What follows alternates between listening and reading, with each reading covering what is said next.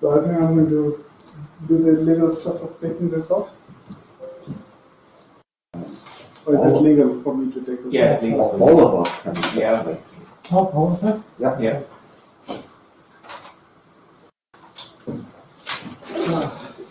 So if we are in the room, we are vaccinated, right? That should be the rule at least. Okay. So, is it already done? Yes, it is.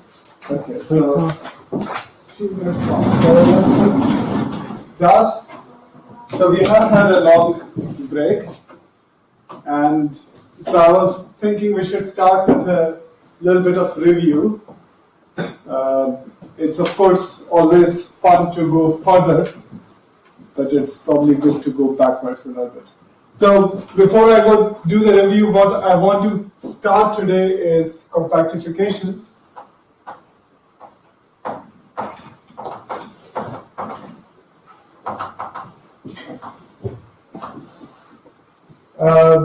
Obviously, if you are doing something large scale, it makes sense to think of this object, this space you are having, as sitting inside a compact space, and the thing at the infinity controlling your world. Right? So this is one image of it, that you have something attached to infinity, and what you attach to the infinity are, say, in the Euclidean case, you take parallel rays, and to them you attach one direction. Right? So something similar like that gives you a way to control your large-scale geometry by looking at the boundary at infinity. But to get there and to see our very basic example, we'll see that such geometries are very nice with respect to the delta hyperbolic space. The boundary is large scale invariant.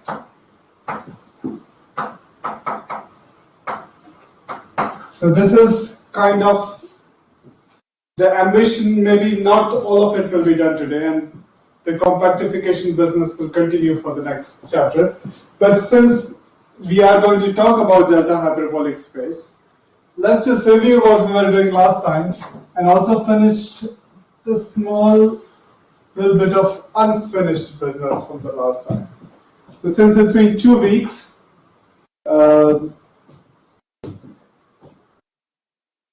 our main topic last time was that delta hyperbolicity is large scale invariant.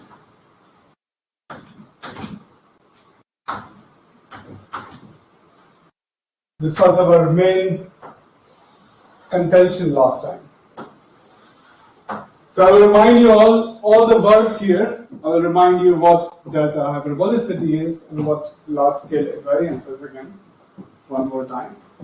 But just even before we go into the detail of this specific question, let me ask you a Euclidean question.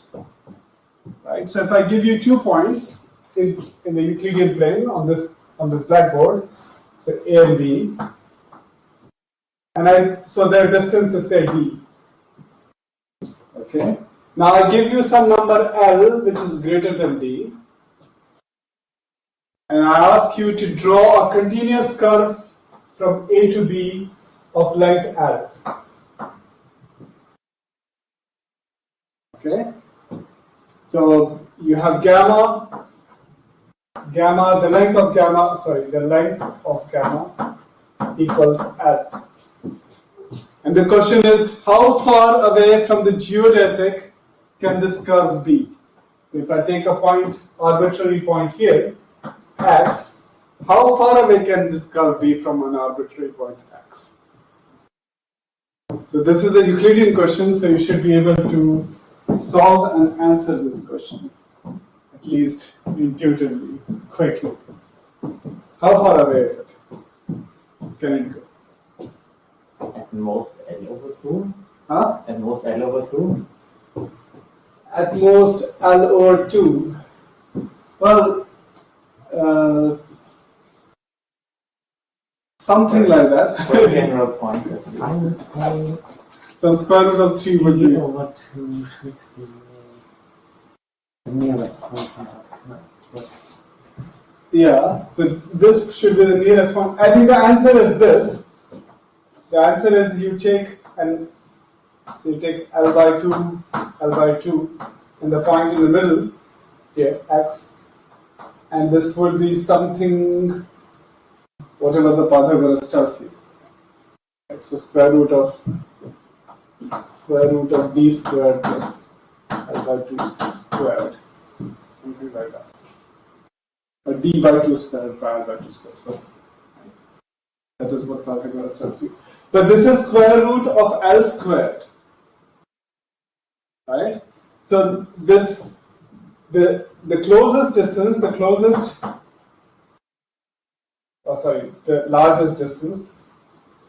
largest distance is of the order of L. Is of the order of L in the Euclidean space. Right? And last time we showed a lemma. We started with a lemma which was surprising, but I did not emphasize how surprising it is. Which was because we were in the delta hyperbolic space. We said the following. So I will recall that lemma because it helps remember a lot of things. So if gamma is a continuous curve joining P and Q in a delta hyperbolic space,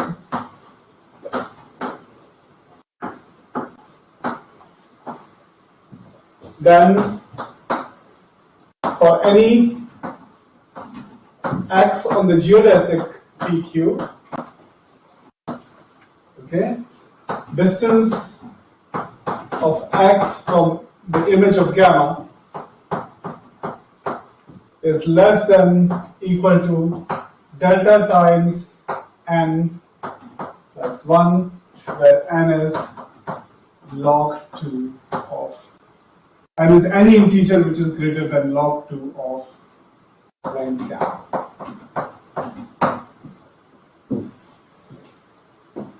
Right? So this was one of the lemmas I talked about last time.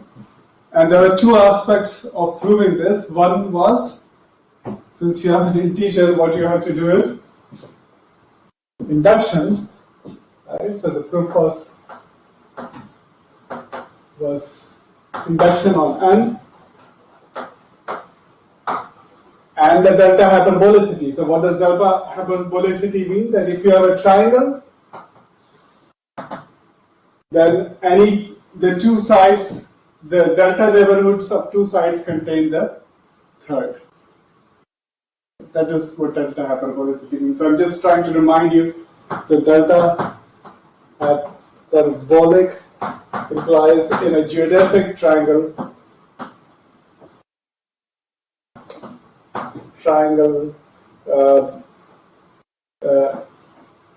union of delta neighborhoods of two sides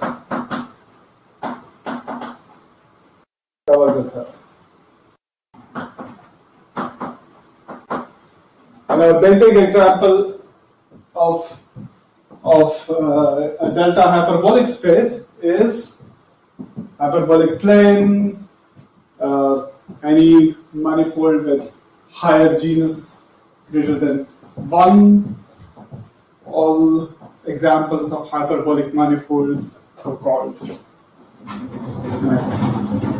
So this was, I'm reminding you this lemma is to show that I'm going to come back to the proof of the stability of the property of delta hyperbolicity under large scale equivalences. So if you have a large scale equivalence, one space is delta hyperbolic, then the other space must also be some delta prime hyperbolic.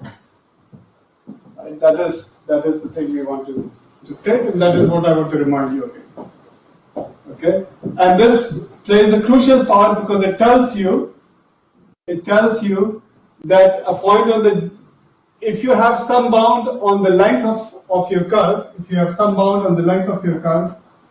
that curve cannot go away more than log 2 of that length from its endpoint, the geodesic from its endpoint. The curve cannot run far away. Okay, this is the crucial feature of delta hyperbolicity that you use over and over in different forms. Okay, so this is worth repeating, right?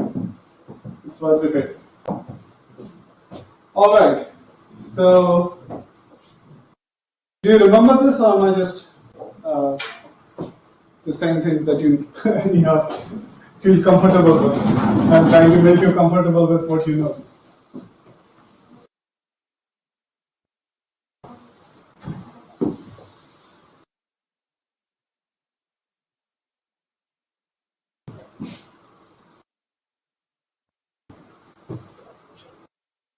So, by the way, I was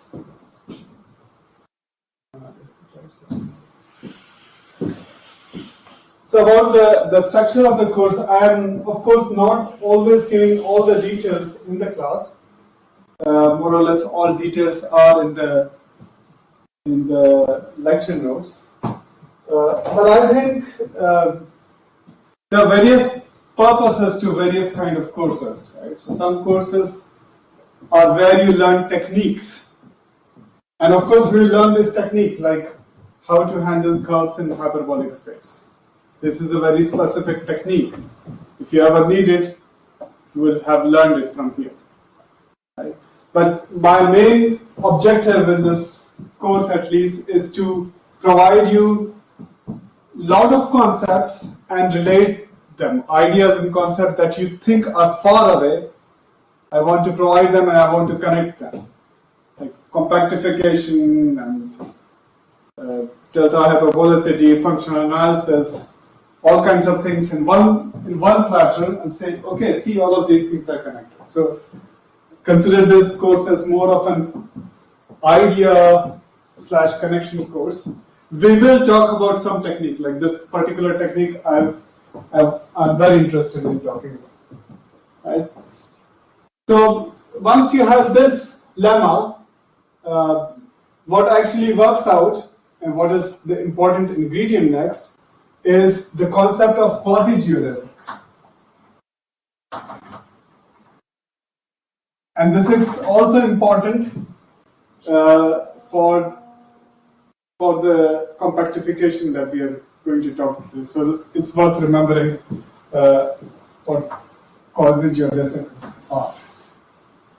So the definition of quasi-geodesic is modeled on the idea of a large-scale map.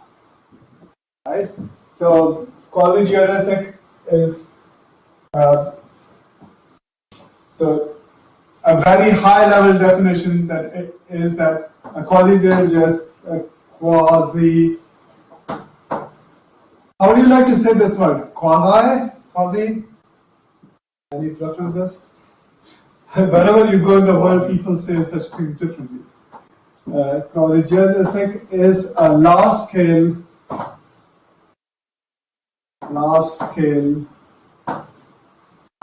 embedding of some I contained in R in say matrix space. So this is the high-level definition. So what do we mean by large-scale embedding? So I'm going to recall what a large-scale map is again, because if you repeat things many times, you'll realize the meaning of it.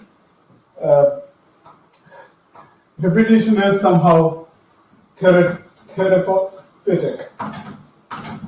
Scale maps. So what are large scale maps? On a metric space, we say that you have some scale.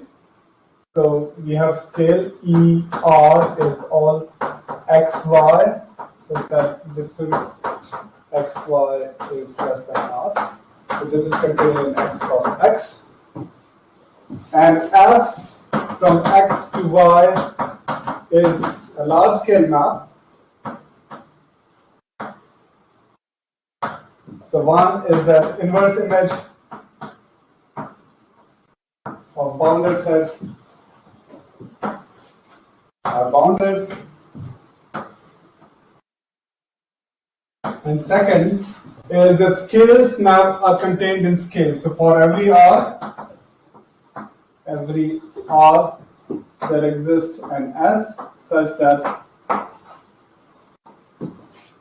f of the scale of length R is contained in. So maybe I should have put some X and Y here. So this should be. Right, so this is, but what we also know is that when you have this, and if your space is a length space, in case of a length space, all of this boils down to saying that the map is so if X is a length space, then this is the same as that map is a large scale Lipschitz map. So I'm just repeating things, right? Is repetition boring or is repetition good? Good for health. Little bit is. I say it's good. A little bit of repetition is okay. Right? So, what does it mean to be large scale Lipschitz? It just means Lipschitz plus an additional constant, right? So you say f is large scale Lipschitz if distance of fx. Oh, no, see, this is my problem. I don't see things, so I will write this here. So this means distance of fx to fy is less than or equal to. If it was just Lipschitz, it will be some constant times distance xy. But if it is large scale Lipschitz, then you add a bound. So if you have there exists C and A, then F is large scale Lipschitz. Just a reminder. Okay, so going back and saying what is a quasi-geodesic? A quasi-geodesic is a large scale embedding of some interval, could be all of R, could be R plus, could be a bounded interval, into a metric space. R is of course the length space, right? I think you don't doubt that much. Or any interval in some sense is length space. So you could think of applying this definition of large scale embedding, and that amounts to saying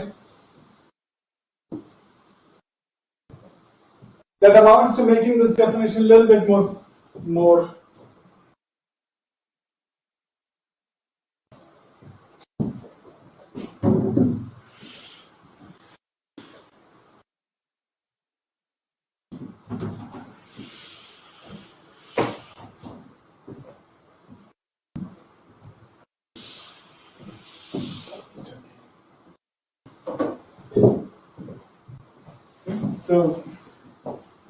So a curve gamma from AB, it doesn't have to be closed, whatever, some interval to X is lambda epsilon quasi-geodesic.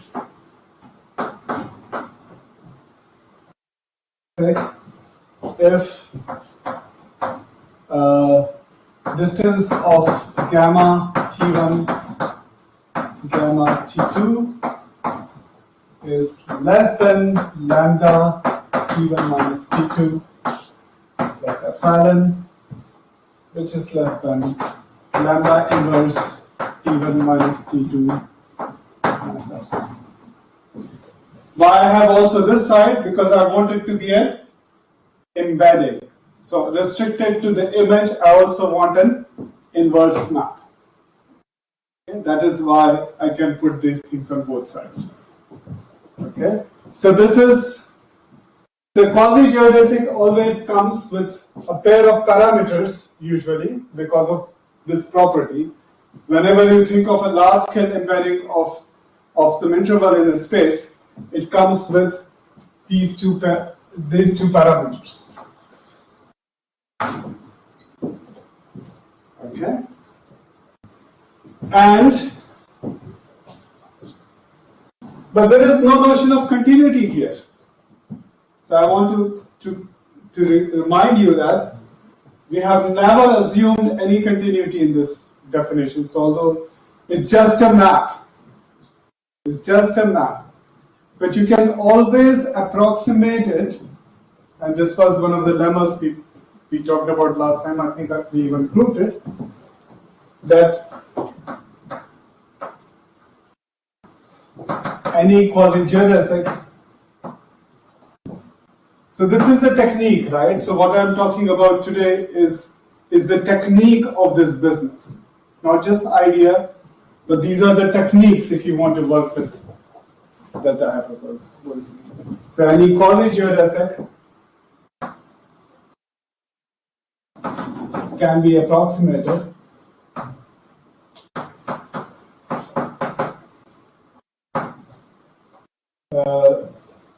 so any quasi-geodesic gamma can be approximated by gamma prime from the same I to x, which has two properties, few properties. So one is that gamma prime is continuous. Okay. Second is that it is lambda epsilon prime, which is some function of lambda and epsilon, I forget. Some linear function basically. Quasi-geodesic.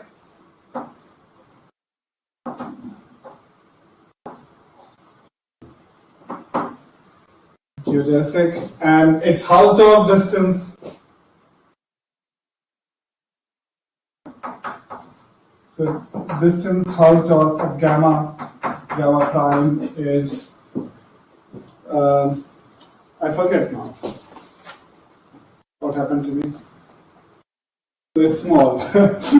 If you forget, you have to improvise. Because if I look up my notes, by the way, this is why I never teach with my notes. If I look, I have my notes actually here in this. If I look up my notes, it will take 5 minutes of class time just to find it. So I will remember this and I will tell you in an imprecise detail.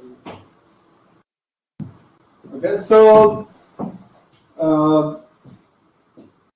this is the main technique. Any quasi-geodesic can be approximated by a continuous, nice, well-behaved geodesic, and it has one more property, that length of any part of it, T1 gamma T2, is less than equal to, there exist constants K, D, gamma T1, gamma T2, plus F. So it has this very crucial property that the length is linear in some sense of the distance.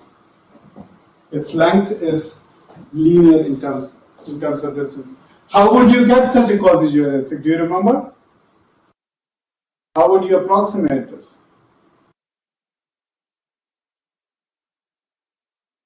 Basically,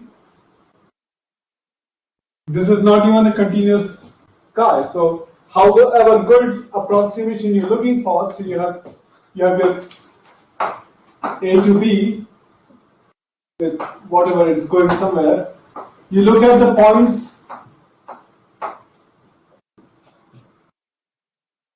say at an integer distance from each other on the real line in your interval AB, and then join them by real geodesics. So this is now the approximating curve is a concatenation of real geodesics on a subset of this interval.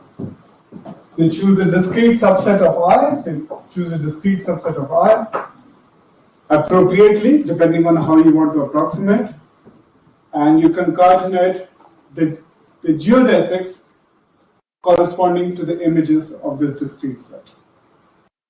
That's it. That is what does the trick. So it's not a very hard theorem. It's very simple actually, but just to have such an approximation in mind, to come up with it is the hard idea. The actual construction is very simple, very easy. Okay, so we did this last time. And now I will remind you why are quasi-geodesics interesting, both for the hyperbolicity statement and also for the compactification statement that I will write later.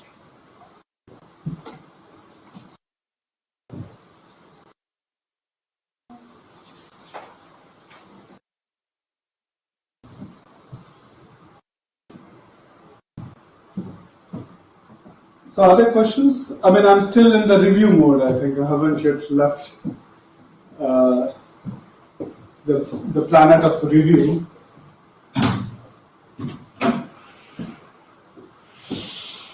Maybe about your statement that you just made with the approximation. Mm-hmm. So you look at the images of the discrete subsets and then you join the image points. Mm-hmm. Can you always do that? Yeah, so this is our assumption that we are on a delta hyperbolic space, which is a geodesic space. Okay, so that's part of the assumption of the lemma. Yeah, so yeah, it's part of the assumption of the lemma. Okay. You cannot always approximate any curve by such a nice curve. That is not. So now whatever I'm saying is essentially all about delta hyperbolic spaces. Okay. So these techniques do not apply elsewhere. So these are very specific techniques. So this is also why I don't want to spend too much time on particular techniques, right? None of you might ever work with delta hyperbolic spaces. So if I tell you all the detail about rigidity or all the detail about delta hyperbolic space, it might not be useful for you. But if you get all different ideas, then maybe someday you think, this looks like delta hyperbolic space. Maybe I want to go look it up.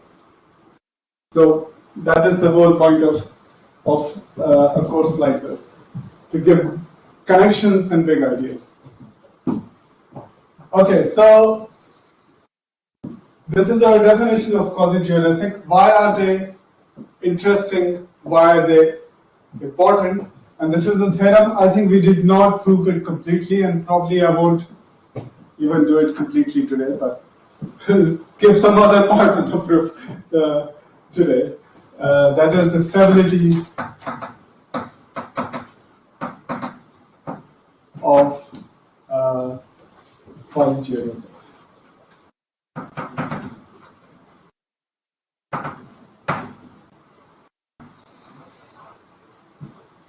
So the theorem says,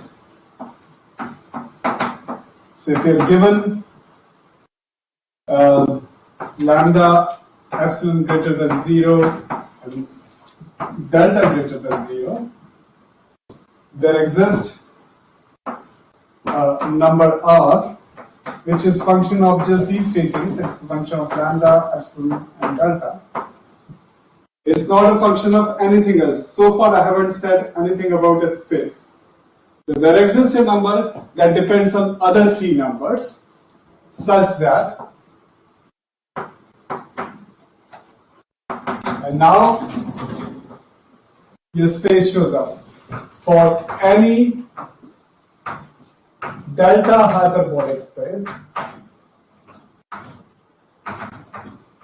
So this is the delta you put in that R for any delta hyperbolic space, and any lambda epsilon quasi-geodesic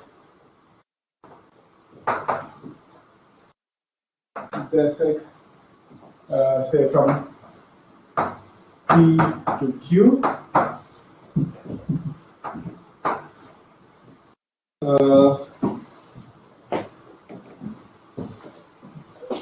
So and you call it lambda as a, give it a name gamma. The distance housed out between gamma and the geodesic PQ is less than r.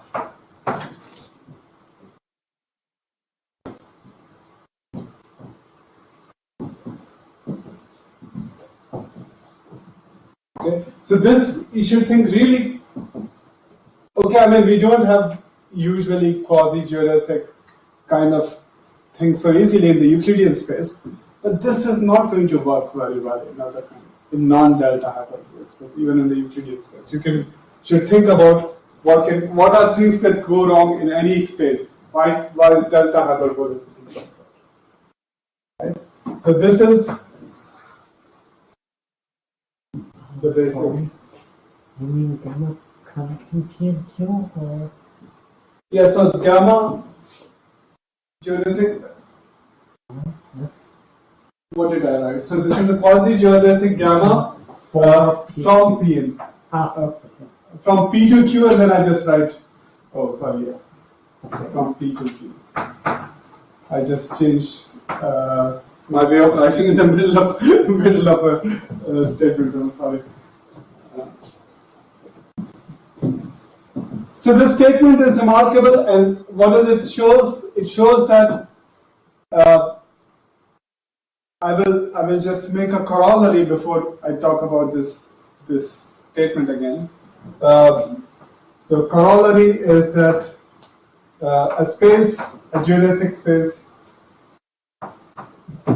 X is delta hyperbolic if for any lambda epsilon there is a delta prime such that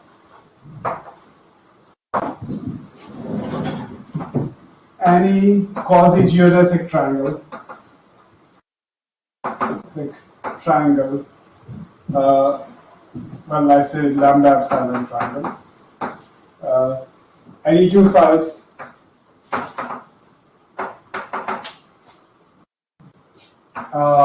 in delta prime neighborhood of the curve.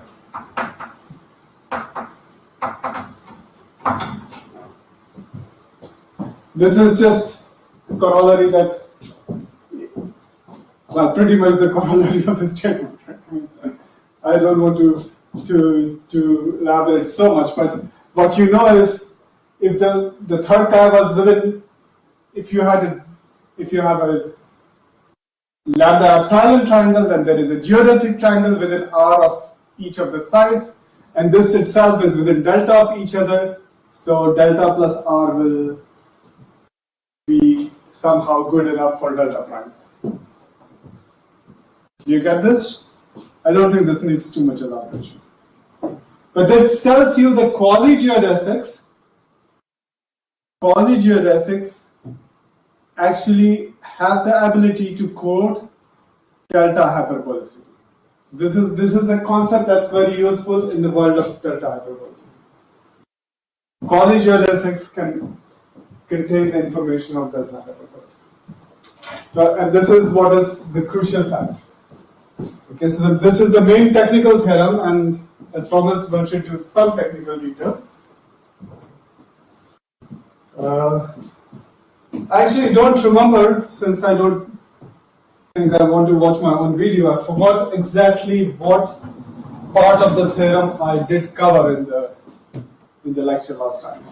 So I'm going to just arbitrarily cover some aspect of the proof of the stability theorem.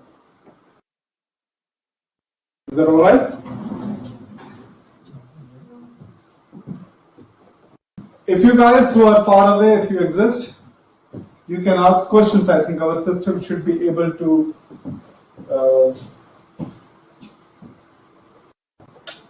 relay the questions in the classroom.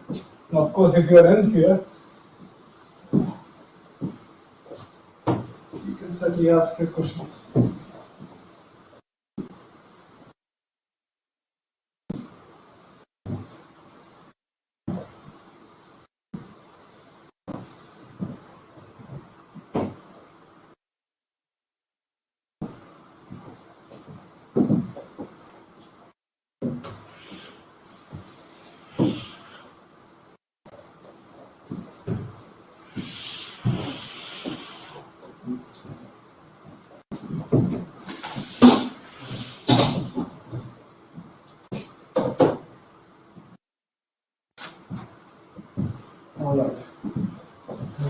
last time we did something on tameness, tame approximation for geodesics. Yeah, so that was something I've already brushed aside. Oh, that was the thing that I wiped here.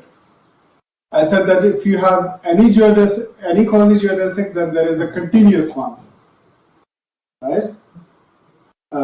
That's the part that I just explained, and that will be part of the proof of the stability theorem. So what the lemma that we just said, without actually going, did I go give the proof of that? Maybe that would be good. Because I don't want to give it today. But what we said is any quasi-geodesic. This was a lemma that I erased and I'm writing it again. So this is, of course, not even continuous, not even anything, can be approximated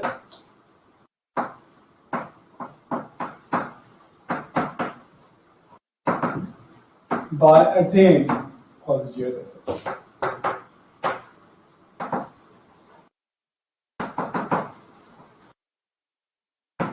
And tame was the list I just said here, which I raised. It's a continuous geodesic. Its length between any 2 points is linear, depending on some k and l, which are functions of lambda and epsilon. And it is also a quasi-geodesic. Right? So tame means continuous, and there exist k and l such that length of gamma restricted to interval t1, t2 is less than or equal to k t1 minus t2. And of course, it has to be in a short Hausdorff distance, small Hausdorff distance array form. Small distance array form. Our original from gamma. Okay. So what does this mean? For the sake of the stability theorem, we are interested in saying that there is an R. So Hausdorff distance array, blah blah blah. And now, having made this approximation theorem, we can say, oh yeah, we need to only prove this theorem for tame quasi-geodesic. We don't need to prove this theorem for all quasi-geodesic. We need to prove this theorem only for tame quasi-geodesic.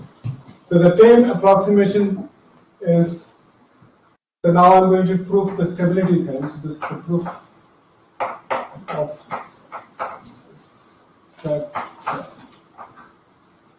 And it says, without loss of generality,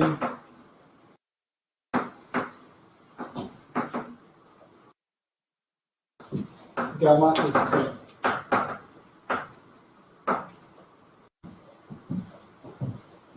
Okay, so I'm not giving you all the detail of playing with lambda and epsilon. Just this is good enough for the big idea. The computations are not hard. Trust me on that. The computations are very, very straightforward. Whatever is hard is what I'm talking about. So we assume it's tame, but now that means it's tame, it's continuous. Right? If anything is continuous, we know something about how far a graph can run away from the geodesic. Okay? So we say that let x be a point. So PQ are always my endpoints. So I'm not going to say this every time. So XP or the geodesic P to Q, which is farthest away from gamma. From gamma at a distance r. So in particular, I'm saying R equals sup x sup or y, sup or distance of y from image of gamma, where y belongs to PQ. Okay, so this is my definition of R, and since my geodesic is a continuous curve, this is the best. So what does that mean? So your curve gamma is continuous, starts at P, it ends at Q. This is your geodesic, so this is PQ.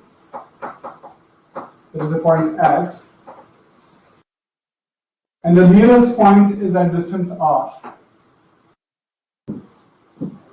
The nearest point on gamma is at distance R. That means both P and Q must be distance at least R away. Right? So there is a point P prime here, and there is a point Q prime here. My drawing is really horrible. Can you see this?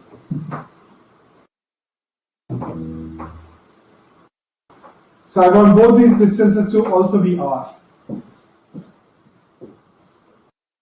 Okay. And now, by definition of what R is, this point P prime is, how far can it be from this curve, from my gamma? It cannot be more than R away because R is the supremum. Right? So I can find some point here which is at distance less than R to P prime. So maybe I'll call it P double prime. And I can find some other point here, Q double prime. Okay? And I'll now look at a new curve. The new curve is, maybe I should add a color. The new curve is, you start here, you go here, you follow that curve all the way up to here, you go here. Okay, that's my new curve. It doesn't matter, this curve is not relevant. But what you can see is that it's concatenated with nice things, so it's a continuous curve. So these are geodesics from P prime to P double prime and whatever, correspondingly. These are geodesics. We are on a geodesic space. Okay? And what am I after? Why am I doing this? Because I want to say this R will be one part of our Hausdorff distance. If this R was unbounded, you could not have in the statement, where is my statement on? Stability theorem. I'm looking for this guy. Right? So what I'm looking for is to say that this R cannot be too big. I want to find a bound on R. That is it, right? And the bound will be given by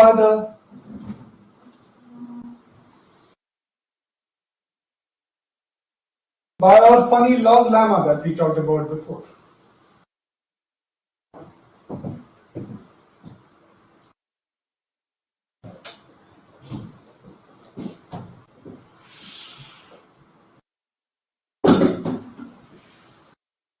I think I'm doing a very illegal way of using the blackboard. No blackboard police, fortunately for me. Yeah. So there was a lemma that we said. What was the lemma? It said that distance of any point x on the geodesic from the image of now gamma prime, the new curve, the orange curve, should be less than equal to what? Should be less than equal to delta times log of length of gamma prime plus 1. Right? This is the lemma told us that. So if you want to apply this to this curve gamma prime, what we know about gamma prime is that if I'm going from here to here,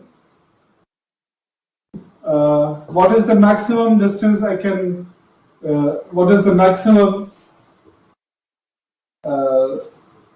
time I can take from going from here to here?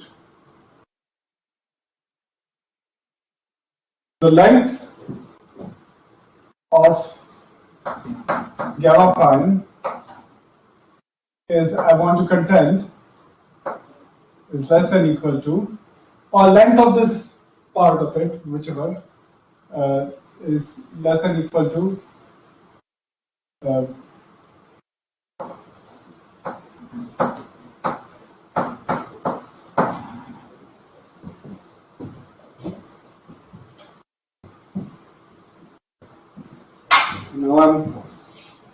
and for a rare occasion when I know the formula and not clearly remember my logic, this does not happen to me. I usually don't remember my formula, so I have to think myself for a second why this is true. But you can also think and tell me.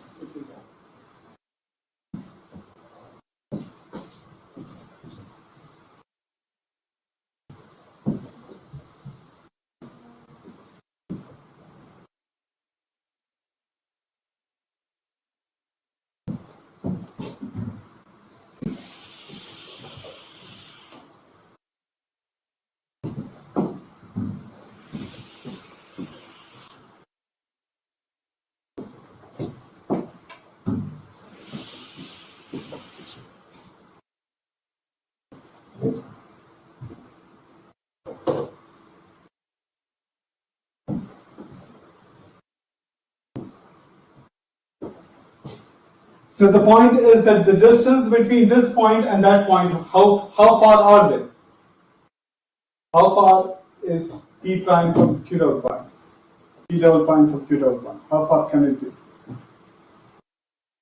It can be, this is less than R, this is R, this is R, this is less than R. So this distance is less than 4R. Or maybe my 2 is wrong, that is why I was 4. This distance is less than 4R, and our curve gamma is a tame curve with constants k and l. So if this distance, P double prime and Q double prime is less than 4R, the length of gamma for this distance, since gamma between P and Q, between P double prime and Q double prime, is less than 4RK plus L, right? And so this whole curve that you have actually should be 4RK plus R plus 2R, which is what I should have done. Sorry, this is the right formula now. So you have 2 R's here. So now I'm really getting into the technique of it. Technique is not so fun, is it? Okay? And this I will substitute where? This I will substitute in this formula here. So I will get, on this side I have R. R is less than equal to delta log 4k R plus L plus 2R plus 1. So I've just substituted this length in there, in the lemma which says this is bounded by that. That's it. If you look at this, it's more or less obvious that there has to be an upper bound on R. It's not going to work out if R is, because this side is a log, this side is a log function, and this is a linear function. Can the linear function always stay below the log function? We teach this in calculus, right? The linear function will overtake the log function somewhere. So there has to be a maximum R. So there is a maximum, there exists R naught which is the maximum for R that can satisfy this equation, right? And that means that so we're at R. That means that gamma, so image of gamma, is within R naught of the geodesic PQ. So I'm trying to prove the Hausdorff distance between something is bounded. I have shown one side that the geodesic PQ, so the image of gamma is within this R naught, which is given by this equation of the geodesic PQ. Is that good? What do I now need to show to make my statement? Oh, I have removed my statement. Got that. So my statement has two parts. Right? My statement, this stability statement says that there is a Hausdorff distance R. So if I say this is within this, what should I also prove? That the geodesic PQ is within some R1 distance of image of gamma. Then I have proved that they are in a bounded Hausdorff distance from each other. So the second half of the proof is so that PQ, the geodesic, is within some constant R1 distance of image of gamma. And then, well, these numbers depend on all these K, L, and so on. So your R will be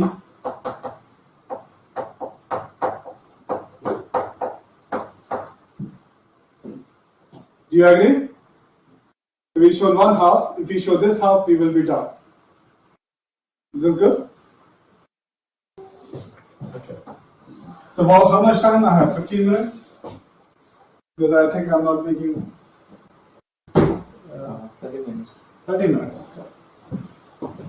Good. So I will not get to compactification. The proof is again very similar. So it's again, did you find this forming this argument difficult? I was a little confusing, I agree with that. But the argument is simple. You know such a formula for relating the length of a curve to the distance between the point. So you just compute. You just find a curve whose length you could compute. Find a curve whose length you could compute easily. That is your deal. Okay? And fit it in this, plug it in this, and you have one bound. Similarly, you can get the other bound. Or this is actually a little bit topological argument. Maybe I will explain this. So again, I have a geodesic which I draw as a line for our normal human intuition. And I have this curve gamma that we are interested in, which is KL quasi-geodesic. So it's a tame KL quasi-geodesic. And now I know that there is an R naught such that within the R naught distance of this guy is contained. So if I take an R naught neighborhood of this, I will cover this up. Okay. Now what I'm wanting to say is that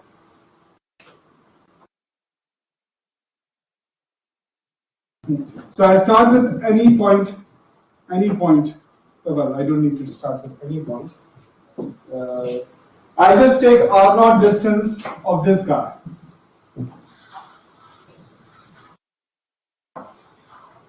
Okay, and at most I will expect that there is some segment here and there is some segment here, which is outside my R naught neighborhood of the geodesic. So I can start here and go here. You can start here, right? But this is a connected thing. This line is connected. And everything can be within R0 distance of this. So there is a point here, call it Y, which is actually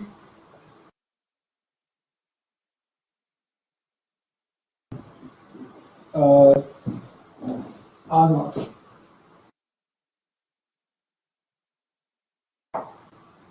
So I'm actually making, I think I'll get confused if I do this argument all by myself without the notes. Because I didn't look at it before I came to the class. So this is again a little bit tricky computation. Tricky but easy computations. Tricky but easy computation. So if I remember the trick, that's good. The point is that I want to say I have this quasi-geodesic, I can find something that's not too far from the things that are within R0, and I will declare an R1 something like 2k R0 plus n or something like that, or half of that, some number like that. Okay, I will declare an R1, and I want to say that, lo and behold, any point here cannot be further than this distance away because I know some things about this construction. Okay, so any point here cannot be more than a certain distance away. Wait. I will get confused, so I'm going to stop here. So, if you want, I will give you the detail next time because I'm getting confused. I don't remember this detail in my head. But this is a very easy picture, just like the other one, which says that within R1 distance, you will be able to cover this. And therefore, the Hausdorff distance between the two curves cannot be more than the max of these two numbers. And these two numbers only depend on lambda, epsilon, and delta. They don't depend on anything else. So that is the whole crux of the argument. Okay. Rather than trying to recover the proof in my head in next 5 minutes, I will skip it for now. So skipped for now. But I'm pretty sure the details are in the notes. I wrote them down. And I don't know why. Usually when I write something, I remember it. But I don't. Maybe I'm just getting old. What do you think about that? Is that a concept? You guys don't understand this, do you?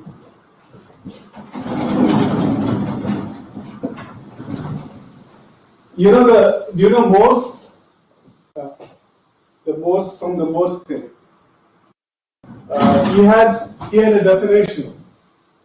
So he defined old. So I know somebody who knew Morse. And he said Morse defined old being everybody older than him.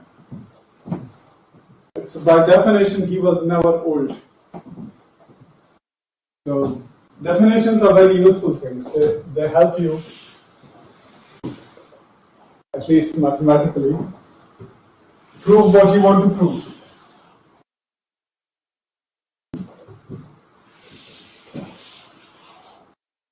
Okay, so assuming this piece of information, what we have said is that given a quasi-geodesic of lambda epsilon in a delta hyperbolic space, within a distance r from it, within a Hausdorff distance r from it is a real geodesic. Within a Hausdorff distance r from it is a real geodesic. And that lets us prove the theorem that we wanted to prove. That is, if f from x to y, so x and y Y are geodesic spaces. Geodesic spaces, and X to Y is a large scale equivalence, which is the same thing since they are quasi-geodesic space. That means they are, so F is therefore bi-Lipschitz large scale, just like the definition of quasi-geodesic. So depending on the bi-Lipschitz constants in F, geodesics in F, geodesics in X map to quasi-geodesics in Y. Geodesics with fixed lambda epsilon in Y. Okay, so if there is something like that, then this is what will happen. Okay, and the conclusion is the following. So I am assuming that if X is delta hyperbolic, then so is Y delta prime depending on delta lambda epsilon. So this is the theorem. This is the statement. So now you have taken quasi-geodesics, you move them there. Now this map is bi-Lipschitz, so distances of certain size get stretched to distances of certain other size. They cannot be too big because what we have is fx, fy. Distance in y is less than some c dxy plus a, right? Now, if this distance was delta, then this distance is c delta plus a. Okay? So my original thing is that given any 3 points in X, I can draw a triangle. This is my X. Then I go to Y, I can draw a quasi-triangle with a fixed lambda epsilon. Right? And what I can prove because of this information, that this quasi-triangle, there is a delta prime for which this delta prime neighborhoods of that will cover this quasi-triangle. You see what I'm saying? Okay. So this is geodesic triangle. So this is X, this is Y, this is quasi-geodesic triangle. And what did we say as a corollary to the stability theorem?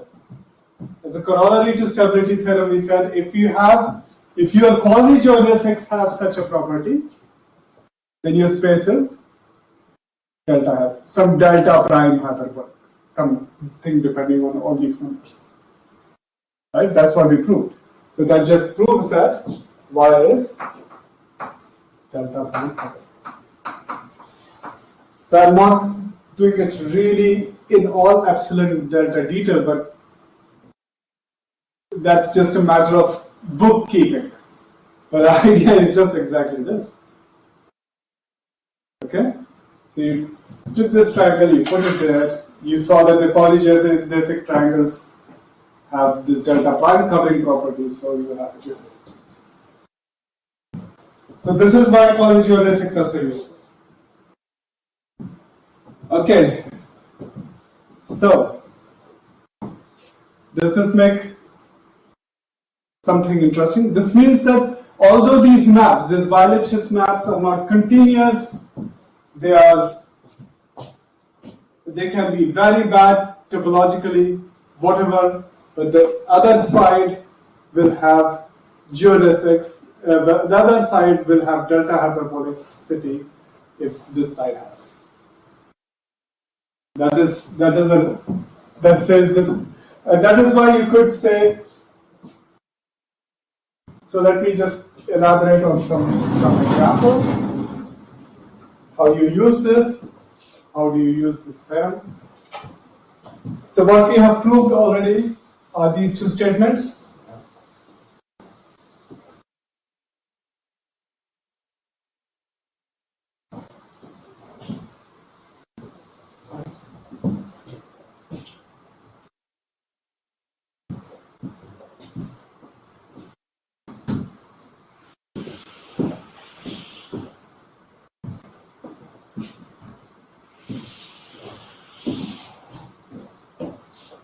So, as an example or application, so what we have proved is any hyperbolic space is delta hyperbolic, right? That was lecture 1. Okay? And then we proved the I have to. No, how is his name written? Forget how his name is written. Schwarzmüller. This says that if I look at if I have the X is a compact. It doesn't have to be a Riemannian manifold. Then fiber of X is quasi is large scale equivalent to the universal cover of X. Okay, so this is something we proved, but it's not so difficult to say that the group is always very naturally large scale equivalent to the curly graph. So I don't know how to draw this. C of, so I'm calling this gamma is X. So these two things are always. What does this tell you is that if I have any compact Riemannian manifold with, say, constant negative curvature, when its fundamental, its universal cover is this, so we can say, so if M has constant negative curvature -1, sectional curvature, okay, then M tilde is a hyperbolic space, and we have that the Kelly graph of gamma of its fundamental group is large scale equivalent to that. What does this tell you? That the Kelly graph, so now we prove that the Kelly graph of gamma is delta hyperbolic.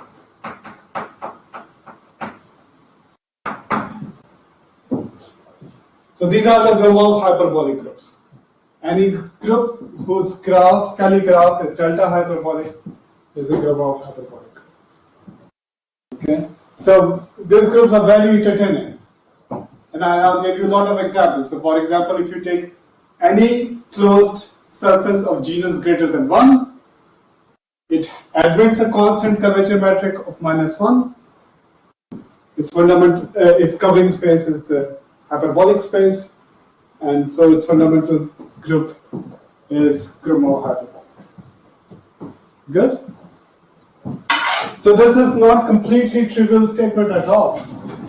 What we proved here is a completely non-trivial statement with a non-trivial example. So I will give more non-trivial examples, but for that, for example, for rigidity and so on, we'll have to see how this concept connect with the idea of compactifications. Okay, so this is the main theme I was going to start today, but I think this has been okay to do the review, right? Although I again forgot something because I just don't have elephant memory. So how can people be so sure that the elephants don't forget, right? I mean,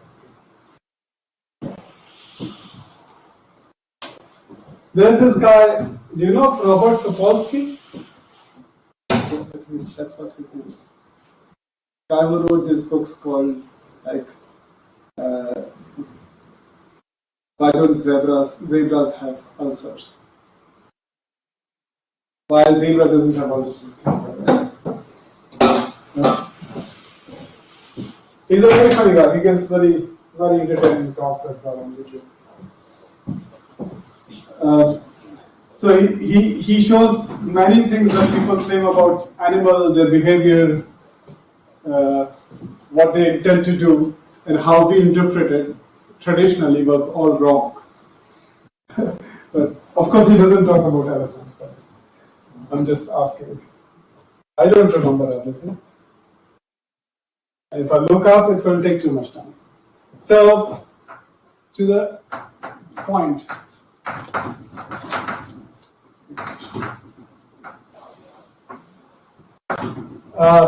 I think this will be mainly covered next time, and I will review whatever I say about compactification next time as well.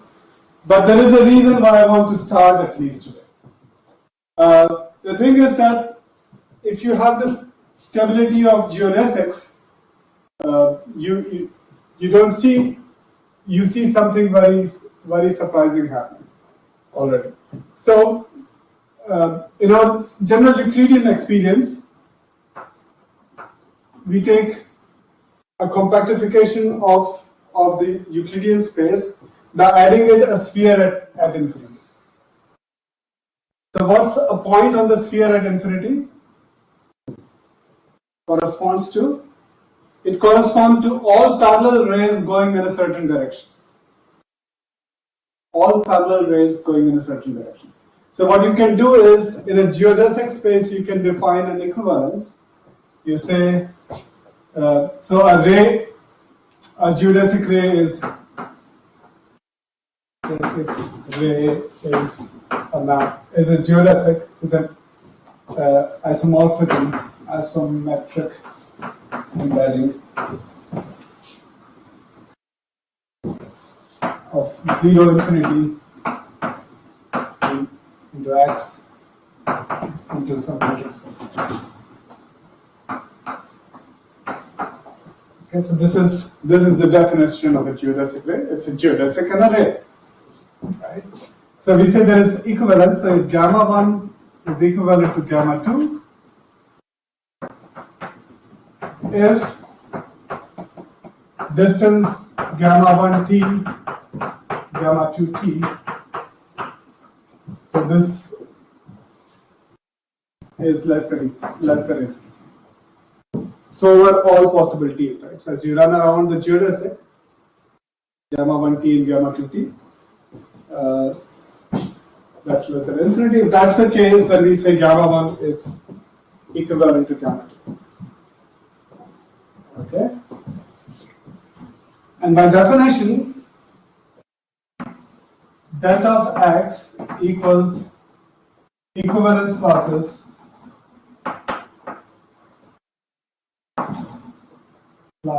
of geodesic x.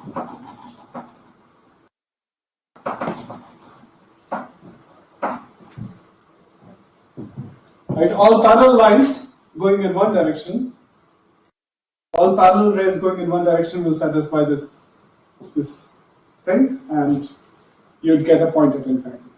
Right?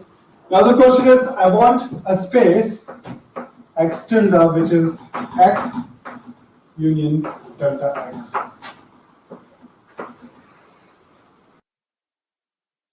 If I can put a right topology on x tilde, actually I can recover most of the information of x, large scale information of x, just by knowing x tilde.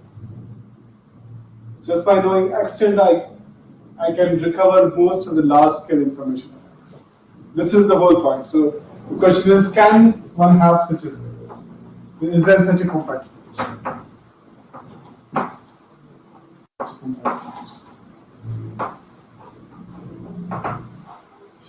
And is it large scale? And is it large scale invariance?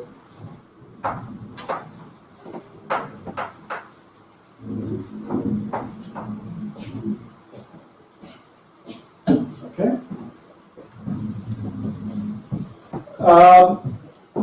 So this is now, I'm slowly leaving metric world. I will slowly go to rigidity and so on, a little bit at least, not in great detail, but somewhat. But the example where the answer is yes is delta hyperbolic space. Of course, it's yes for Euclidean space, but I don't have to go through all these elaborate constructions just for Euclidean space. You know how to do it in projective geometry, right? But for Euclidean space, you can do projective geometry, but for non-Euclidean, for some random metric space, there is no such thing.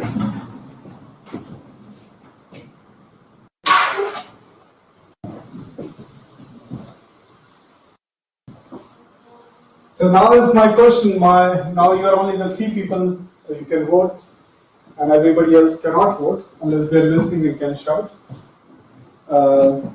They can also write in the chat. Or they can also write in the chat, and When I vote for them. then you vote for that. Okay.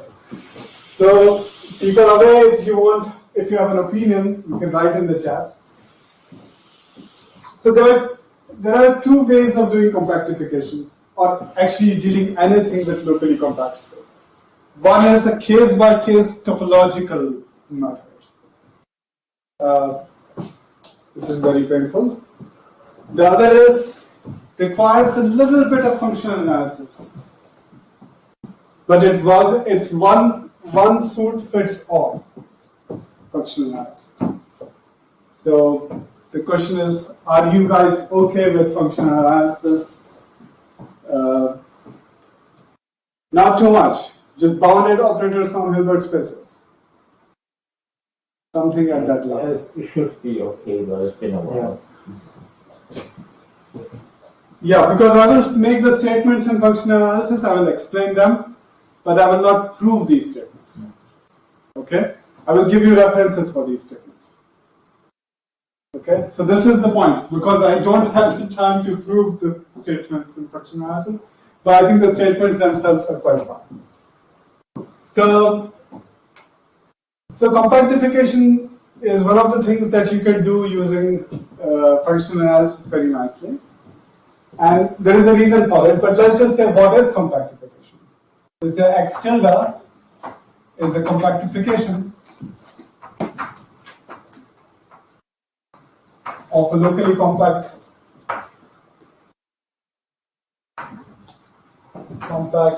Hausdorff space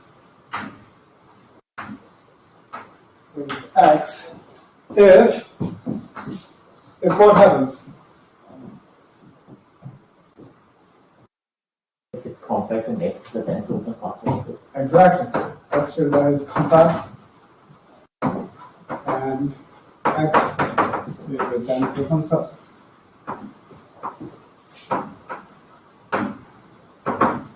Perfect. Right? So this is what a compactification is, and there are 2 most extreme canonical examples of compactifications. So what is the first? You have just 1 point. 1 point. So 1 point compactification.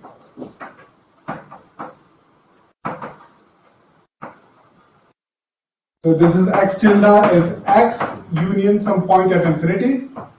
And how do you topologize this? What are open sets in x tilde?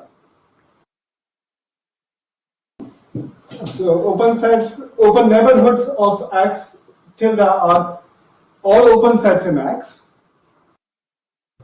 and complements of compact sets. Complements of compact sets union infinity. Right, so this contains all such things, also not closure complement of compact set union infinity. This is an open set by declaration, right, and all the normal open sets. What's the other extreme compactification? What goes in completely different direction. So this is the smallest possible compactification, obviously, right? Anything cannot be smaller than that. So if we start with Rn, you get the sphere here. So first, Rn, for most spaces, you know what it will look like. But what's the other extreme? You know the word name as soon as I write it.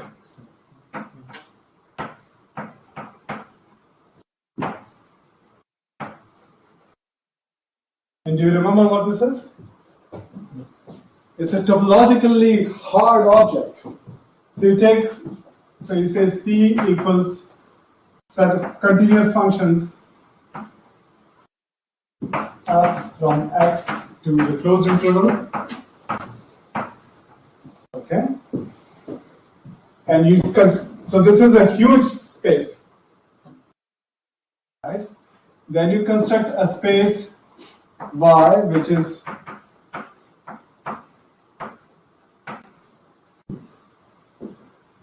now this is compact. Why is this compact? You remember topology? Taken off compactification here. So this says this is compact. And of course, I can embed x in this. So x can be embedded in 0, 1 to power c. So that we call this embedding with some name, I. And Rx at some function f is just f of x. This is how you embed. So these things are parameterized by f, right? By the functions. So this is an embedding. And the Stonecheck's compactification is x tilde Stonecheck is equal to Ix closure.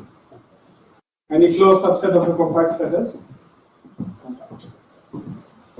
So, well, even for R or Rn, you don't know what this is. You cannot visualize this. This is a horribly messy space. And of course, when you said you used Tikhonov's theorem, what have you used? Axiom of choice. Axiom of choice.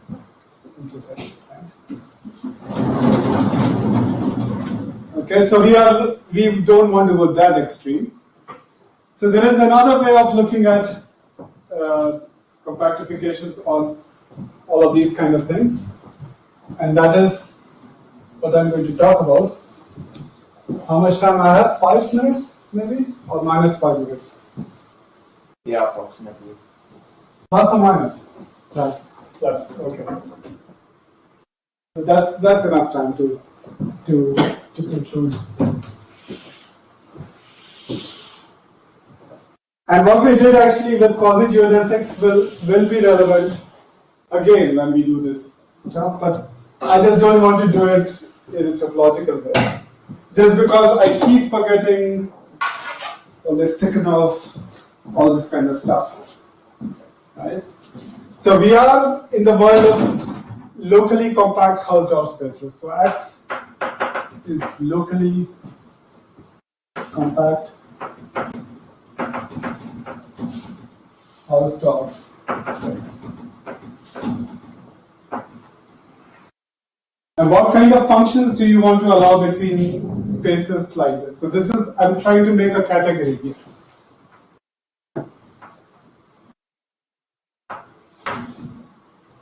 When you have locally compact Hausdorff spaces, what kind of functions you like between them? Any function? or you want to restrict a little bit? Continuous function? Maybe proper or something like that. Proper functions. So in this category, the right notion of functions is proper functions. So these are your objects. If you really want to be picky, these are your morphisms. Continuous proper maps.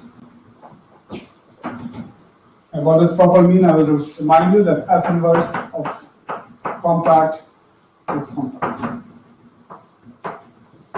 For all compact.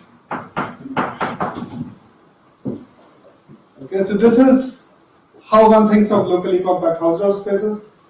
You cannot think of compactifying not locally compact Hausdorff space. Just forget about it. You know, it's just not fun.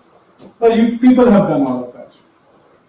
I don't know why. There are some places where it shows up apparently. But this thing has a functional analytic representation. Do you know what that is? The functional analytic representation is commutative C-star. So before you get too worried about it, so for x, I'm going to take C0 of x. Continuous functions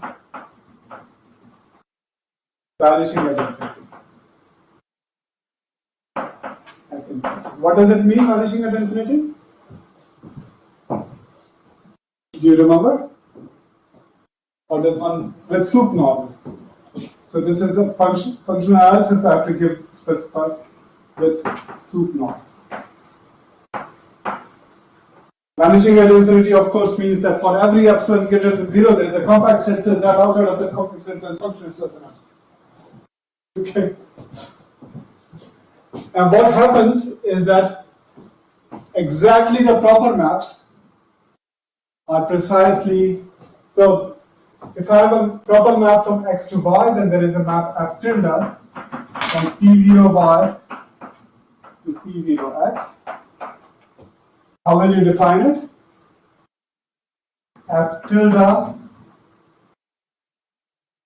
of g of y is what? Oh, sorry, f tilde of g should be now a function of x. Like g is a function here. So g is a function on y, and now I have to make a function on x is g of.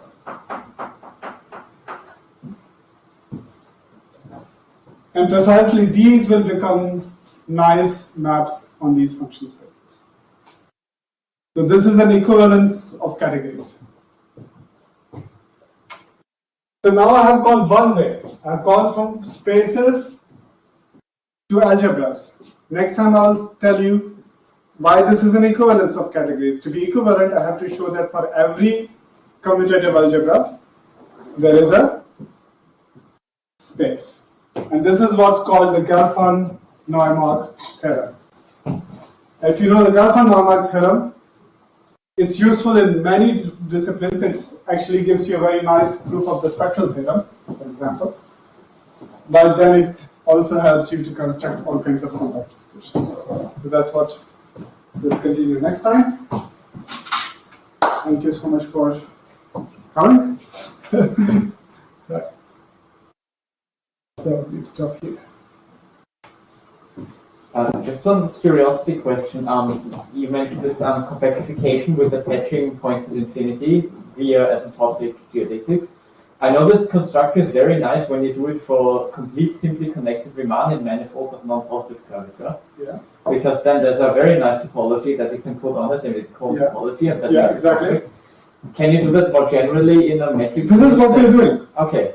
So, but this goes the functional analytic way. So actually, the simply connected things of so these are basically things like hyperbolic space. Yeah, right. Right. These are our geodesic spaces. Right, and these are what we are trying to compactify. So, as metric space, when you compactify it this way, you get exactly that. So the functional analytic compactification is homeomorphic to what you would get if you put a topology on the. Yeah, exactly. Okay. Yeah, and that will be the right topology. Okay. The thing is that I will not go through the proof of saying the topological version is equivalent to this, because I will have to then define the topological version, which is what I'm trying to avoid. Right? So, but it's not such a difficult proof. It's just really not difficult. But for Riemann manifolds, the topology is not so complicated. No, but see, this is not. I'm not trying to do Riemannian manifolds. I think many of these guys are not interested in just Riemannian manifolds. Yeah, but is the topology so much more complicated when you go to the topology? No, so this topology is easy for simply connected Riemannian manifolds. Even when you drop the simply connected, when you don't have an exponential map that's some differomorphism, your exponential map has to be then chopped, and you have to deal with some mass. So as long as you assume that exponential map is a differomorphism, that construction is nice. Okay. None of which we are not assuming there is an exponential map. We are certainly not assuming it's a differomorphism. Yeah. So.